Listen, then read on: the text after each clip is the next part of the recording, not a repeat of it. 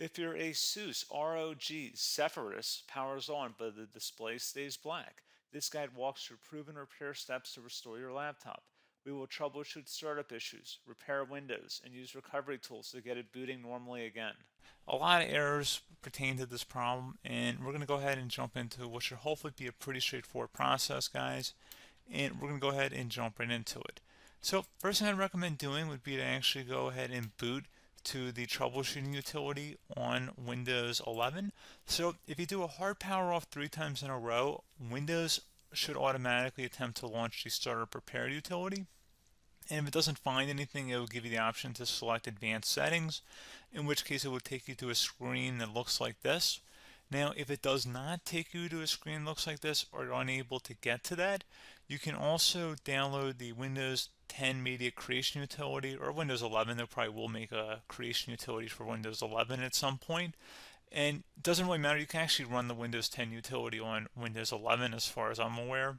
And you should be able to run the troubleshooting utilities built in within it. So you just would go ahead and download it to an ISO file and then burn it to a DVD or USB. It'd have to be about 4 gigabytes or more. It couldn't be a small USB flash drive, and it couldn't be a CD. It'd have to be a DVD. And then you boot your computer from it. So depending on the computer manufacturer, you'd have to tap a different key on your keyboard in order to launch that menu, in order to select what boot drive you want to go off of. So it could be anything between the escape key, F2, F8, F12, for example. And those are the function keys on the top of your keyboard. So you may have to just do a little bit of trial and error. Shouldn't take you more than a couple minutes. Googling it would probably be best before you even begin. But anyway, we're ready to go ahead and jump right into it. So we're on the choose an option page. So these will look very similar whether you're booting from it directly within Windows itself, or if you're plugged in a USB flash drive with the media creation utility installed and you selected the recovery option. So when you are setting up your Windows 11 installation or Windows 10, depending on the drive you're using, there should be an option to repair your computer in the bottom left corner of the dialog window, one of the first screens that comes up. You go ahead and select that, and then it would take you to a troubleshooting screen like you see here. And you want to go ahead and select troubleshoot, reset your PC, or see advanced options. And then there are going to be a whole bunch of options in here that we're going to explore in today's video. The first one, we're going to actually go underneath advanced options and then select startup repair, fix problems that keep Windows from loading. So go ahead and select that first.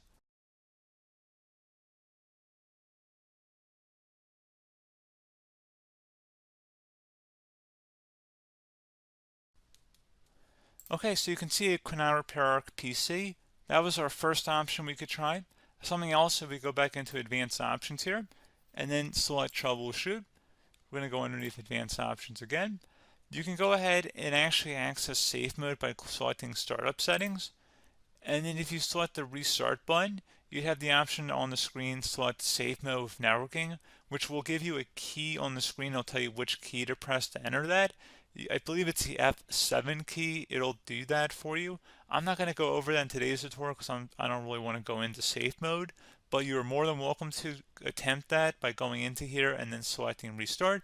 Again, it'll launch another screen. It'll say what key do you want to press, and it'll give you like 7 or 8 different options, and you want to select safe mode with networking.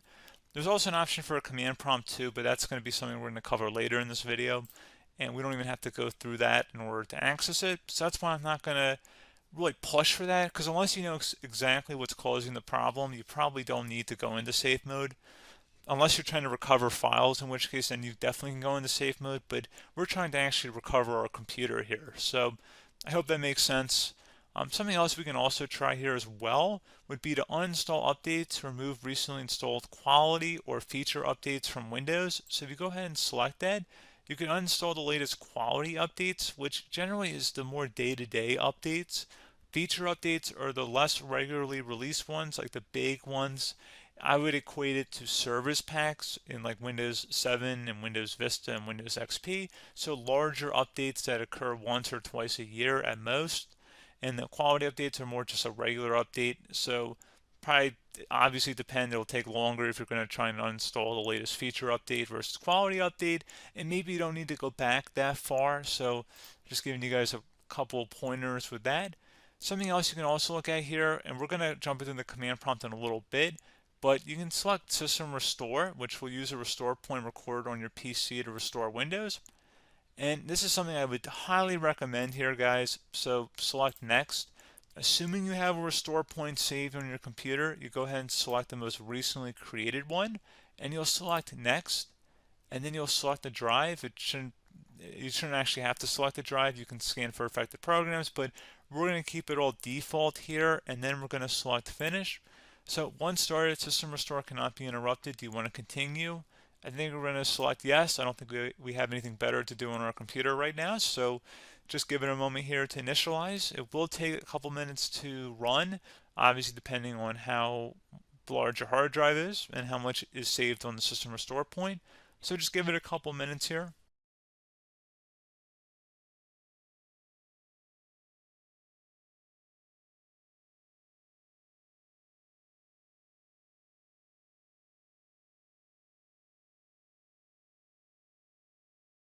Okay, so you can see the system has been restored successfully. We're going to go over a couple different methods in addition to that if that did not work. So I'm just going to pause the video and we're going to start back on the recovery screen that we started with. Okay, so a couple other things we can try here too. If you go back into troubleshoot, you can select reset your PC, while you choose to keep or remove your personal files and then reinstalls Windows. You can select to keep my files, which will remove apps and settings but keeps your personal files. You can also select remove everything, which will remove all of your personal files, apps, and settings. So this is more of a factory reset, this second option here. First option, it should not delete all of your personal files. However, it will pretty much clear most of your programs, and keep in mind, there's no guarantee that your information, number one, is even still available and easily recoverable on your computer to the point that you actually would be able to recover anything. And the second point is that there's always a chance that it won't actually recover and it will just do a factory reset anyway. So there's no guarantee that actually would keep your files anyway. So I would recommend trying to get a recovery tool and backing that up first before selecting it anyway. But again, those are a couple different options. And then something else you can try here, if you go back to the choose an option. Another option, if you go underneath choose an option and select troubleshoot, advanced options, and now select where it says command prompt. Okay, so the first thing we should do is type our main hard drive here. In most cases, it should be the C drive. So you just do a C colon and then hit enter on your keyboard. So once you're underneath the C drive, we're going to type in dir and then hit enter on your keyboard.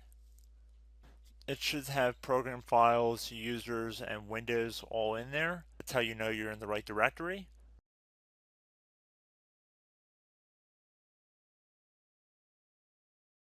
In some cases, it might be the D drive as well, so just keep that in mind.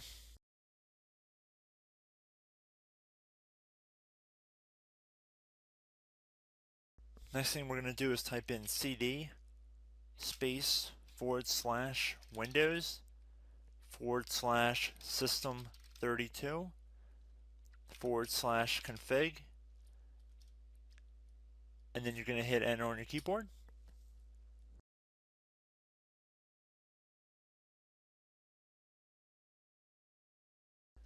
So now you're going to type md space backup. If you've seen other tutorials, it might also say to put down md backup. That's because the backup name is pretty common when you want to back something up. So you can name this whatever you want, doesn't have to be backup. So if you've already made a backup folder in the past, you could do backup 1, for example. So once you're done setting the name you want the backup to be called, hit enter on your keyboard again.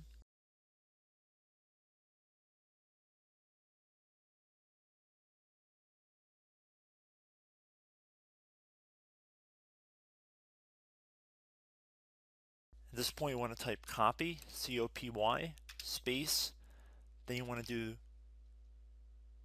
the star symbol above the 8 key, then do a period or a dot, whatever you want to call it, then another star sign, and then another space, and then type backup, and then hit enter on your keyboard.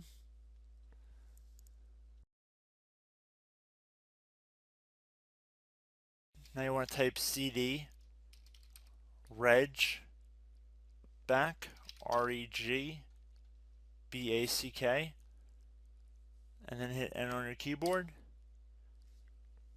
So now that we are under the reg back, so now you want to type DIR again, and then hit enter.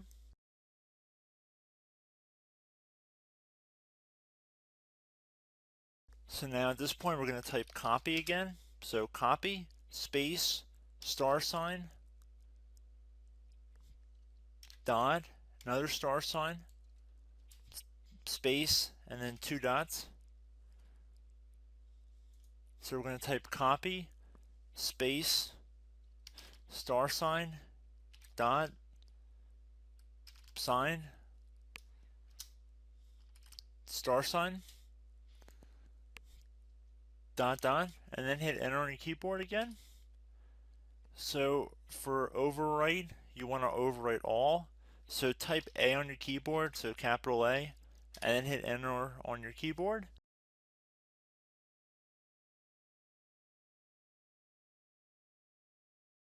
So at this point you should be good to go. You can close out of the command prompt window, and if you accidentally continue to Windows 10 you should be all set. So I hope one of these 3 or 4 different methods we went through in this tutorial helped you guys out.